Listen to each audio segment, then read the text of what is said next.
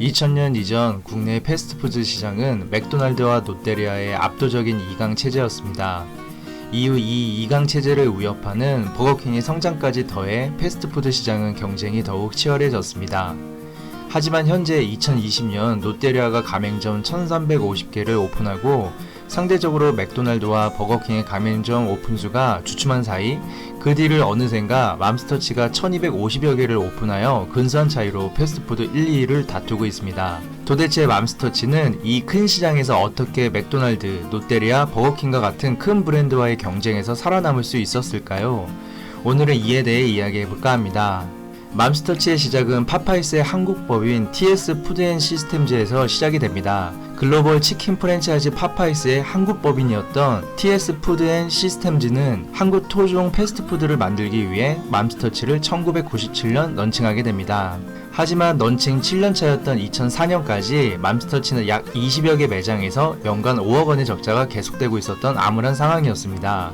이때 TS 푸드앤시스템즈의 식자재 구매 담당 상무였던 정윤식 전 회장이 빚 3억 원을 떠안는 조건으로 맘스터치를 가지고 회사에서 나오게 되면서 변화가 시작됩니다. 그 당시 맘스터치를 살렸던 시그니처 메뉴인 가성비의 최강자 싸이버거가 출시되면서 몇 해 뒤 맘스터치는 흑자 전환에 성공하게 됩니다.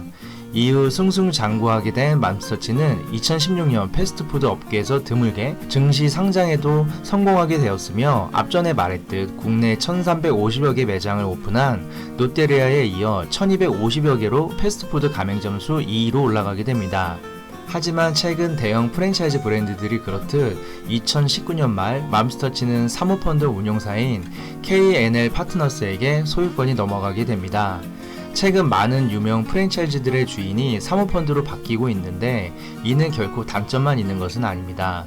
문제는 주인이 사모펀드냐 아니냐가 아니라 새로운 경영진의 마인드가 매우 중요하다는 사실입니다. 일례로 지난 2016년 한 사모펀드 운용사로 주인이 바뀐 버거킹은 그동안 부진했던 회사의 체질 개선을 극적으로 바꾸게 됩니다. 새 메뉴를 적극적으로 개선했으며 가격이 하락세인 닭고기와 달리 가격이 오르는 소고기를 그동안 주로 사용했기에 가감하게 해산물과 닭고기를 패티 재료로 개발해 이익률 개선은 물론 소비 시장에서도 긍정적인 반응을 이끌어냈던 사례가 그 좋은 예입니다. 더 자세히 살펴보면 사모펀드로 주인이 바뀐 버거킹은 큰 매출과 이익률 상승을 보였던 것입니다.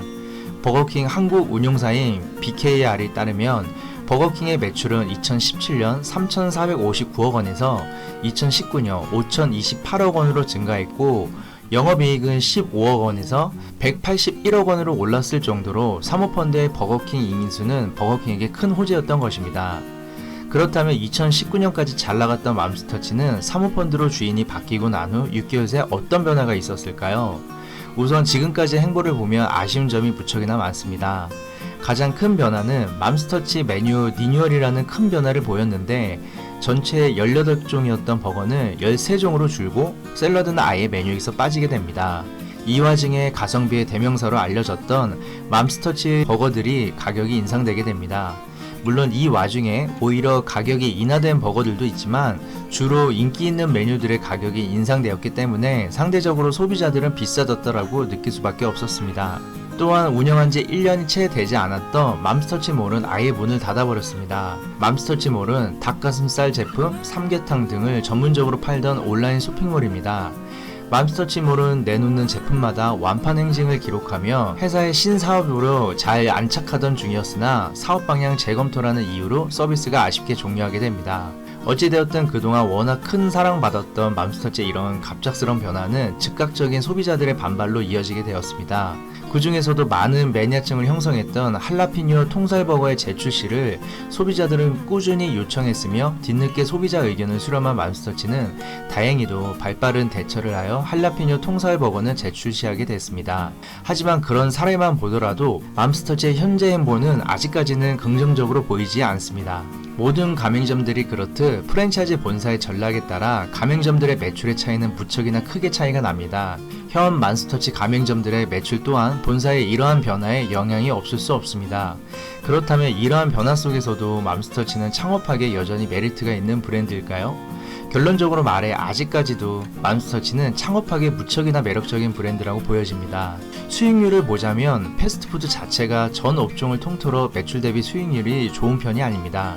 사실상 2000년 초반 패스트푸드 점주들의 대다수가 자금력 있는 점주들의 플로트 운영이었습니다. 이들은 수익도 수익이지만 패스트푸드의 안정성을 믿고 오래도록 운영하기 위해 메이저 브랜드를 운영했던 것입니다. 패스트푸드는 전 업종 통틀어 가장 높은 창업 비용이 필요한 점은 예전이나 지금이나 마찬가지라 창업의 진입장벽은 여전히 높았었습니다. 여기에서 맘스터치는 이런 패스트푸드를 상대적으로 소자본으로 창업을 할 수 있었습니다. 현재도 유명 패스트푸드 개설가들이 4억 원인 것에 비해 맘스터치는 여전히 1억대의 개설가로 창업이 가능합니다. 이처럼 소비자에게도 가성비 있던 버거로 사랑받았던 맘스터치는 예비 창업자분들에게도 저렴한 개설 비용의 유명 패스트푸드 프랜차이즈라는 메리트가 있었던 것입니다. 롯데리아와 더불어 패스트푸드 시장 1, 2위 점포수를 다툰다는 사실 자체가 맘스터치가 매출과 수익 그리고 브랜드 안정성 모두 골고루 지니고 있다는 점을 말해준다고 생각이 됩니다. 물론 모든 프랜차이즈가 장단점이 있듯 맘스터치가 현재 다수의 헛발질로 주춤한 모양새지만 여전히 많은 변수와 상권 분석 등을 고려해 신중하게 창업을 한다면 여전히 창업하기 충분한 이유와 메리트가 있다고 생각이 됩니다. 이상 자영업TV 우군이었습니다. 감사합니다.